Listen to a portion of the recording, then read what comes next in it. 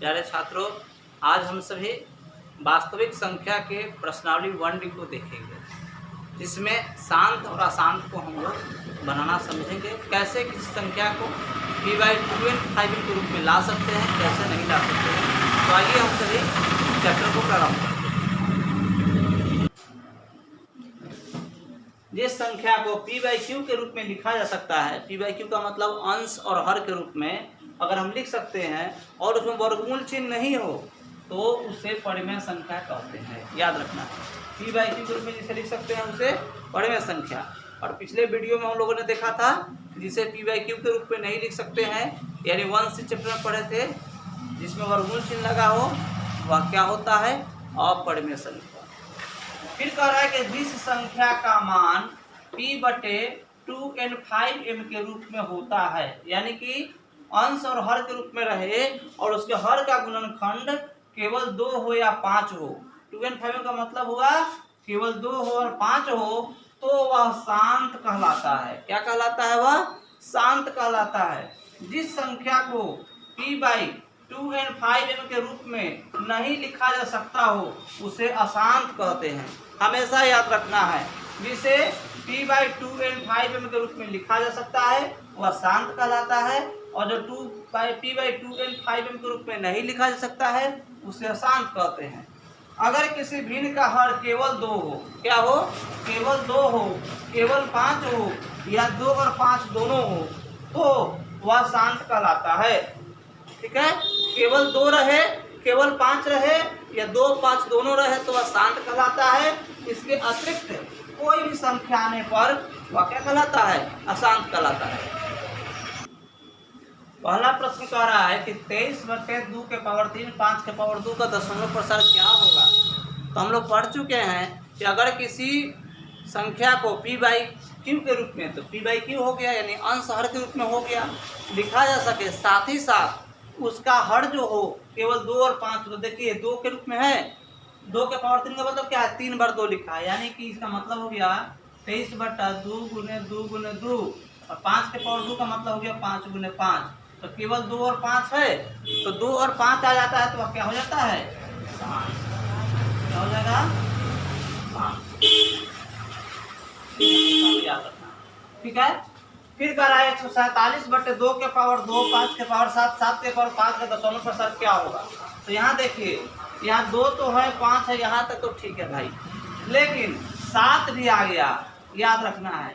तो किसी संख्या में अगर शांत संख्या हमें प्राप्त करना हो तो केवल 2 और 5 होना चाहिए, उसके अतिरिक्त कोई संख्या नहीं होनी चाहिए। लेकिन यहाँ पर 2 5 का अतिरिक्त क्या है? 7 है, इसलिए क्या हो जाएगा? इसलिए इसका मान हो जाएगा अशांत। अशांत हो जाएगा इसका मान।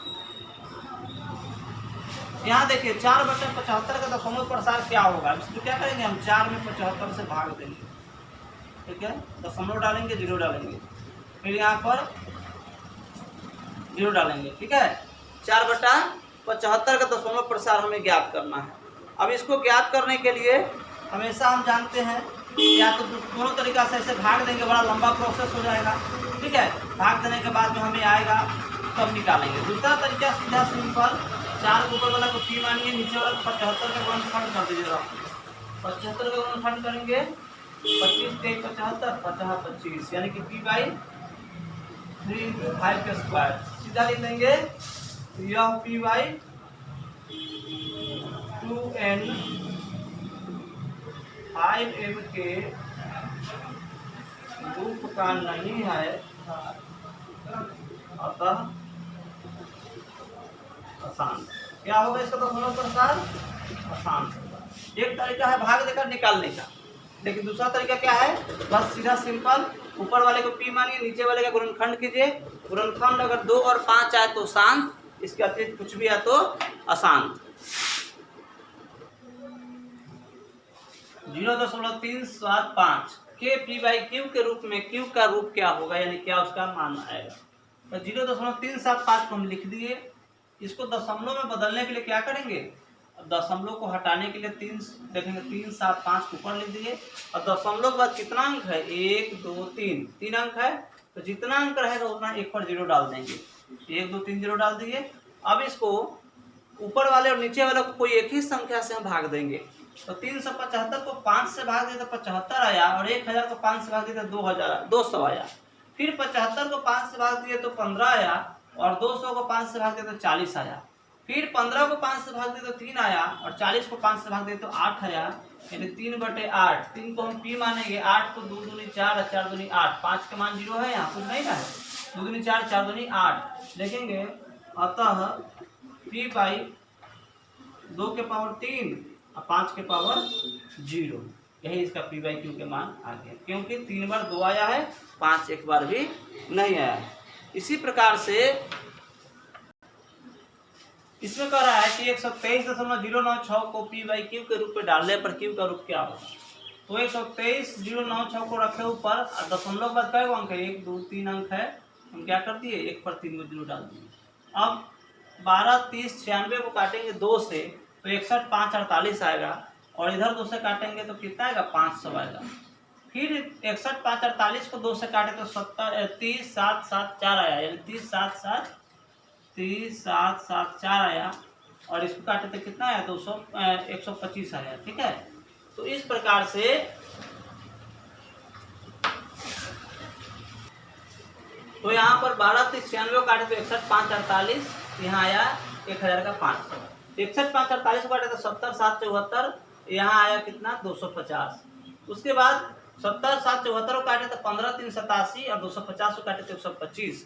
इसके अलावा कटने का कोई उपाय नहीं है, यानी कि कितना आया, 15 3 87 बटे 125, इसको पी मानेंगे और नीचे 125।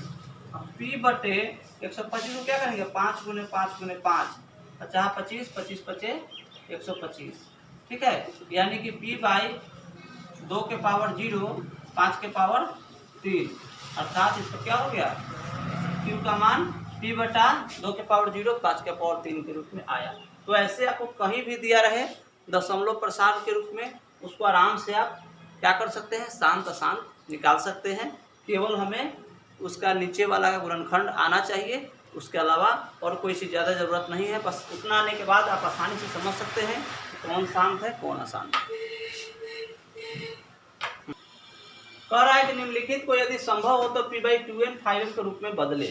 अब क्वेश्चन यहाँ 0.0875, अब अंक क्या है, 5 7 8 8 7 5 लिख लिए, लेकिन उससे पहले 0 भी है।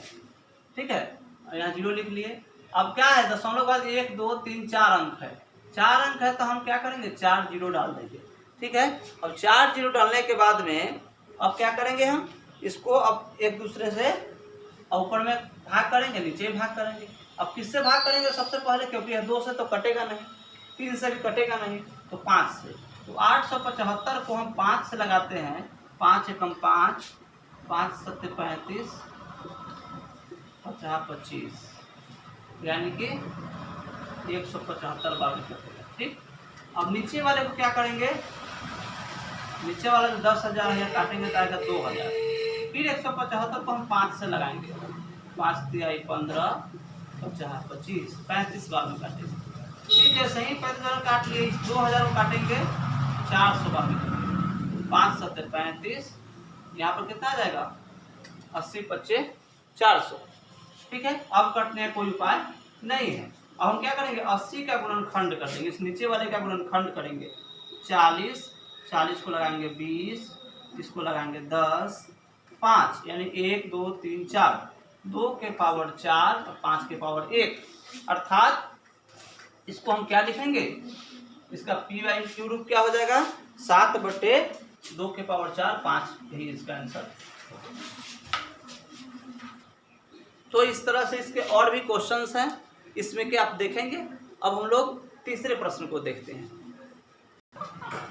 कह रहा है कि बिना भाग दिए बताए कि निम्नलिखित में किनका दशमलव प्रसार शांत होगा और किनका नहीं, या किनका अशांत होगा। अपने उत्तर की पुष्टि करें।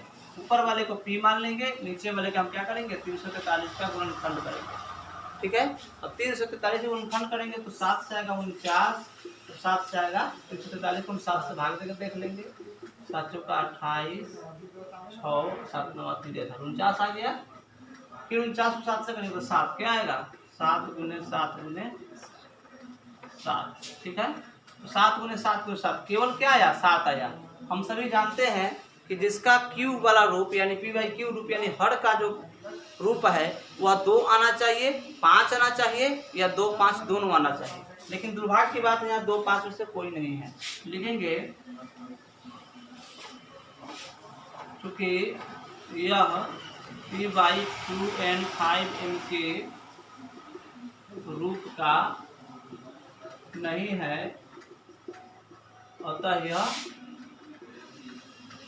अशांत है। ठीक, अतः यह क्या है अशांत। अब दूसरा प्रश्न इसी का एक हम लोग देखेंगे, दिया हुआ है 3/8।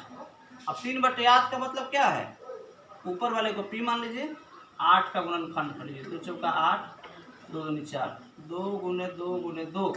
लिखेंगे यह p बाई 2n 5m के रूप का है, इसलिए है अतः